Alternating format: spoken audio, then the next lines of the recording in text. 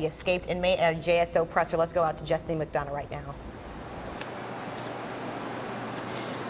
Hi, sir. Could you please introduce yourself for our viewers right now? Yes, Lieutenant Brett Sharp. And there was an inmate that had escaped. That's correct. Can you tell us exactly what happened? Here we go. About 5:20 a.m. this morning, the inmates at the CTC Center off Catherine Street were going to eat their morning breakfast. One of them apparently got out of line, jumped the fence, jumped another fence into the Salzbacher Center, and escaped. What kind of offenses was this inmate incarcerated for? All our inmates that are assigned to the CTC Center, they're all low-level, low-security inmates, but he was in jail for drug possession, I believe it was marijuana possession, and violation of probation for dating violence. Who do you have looking for him right now? We presently have our bloodhound, canine units, and multiple officers out searching for him. Is there any reason to believe he could be dangerous?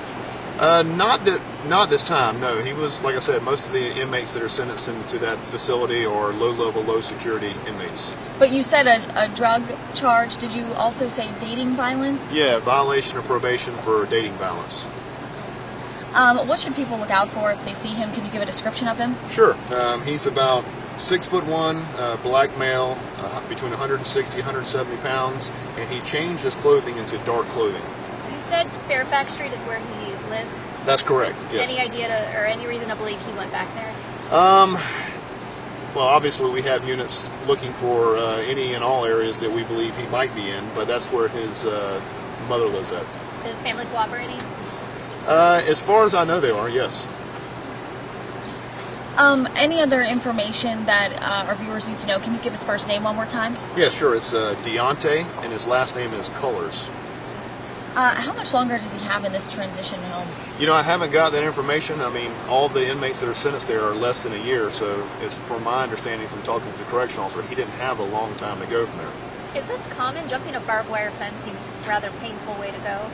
Well, for someone that's in this particular situation where there's a minimal sentence, yes, it's not very common, but every once in a blue moon, they'll escape for some unknown reason. And he was going to have lunch? He was going to have breakfast, yes. They were going to breakfast when he escaped.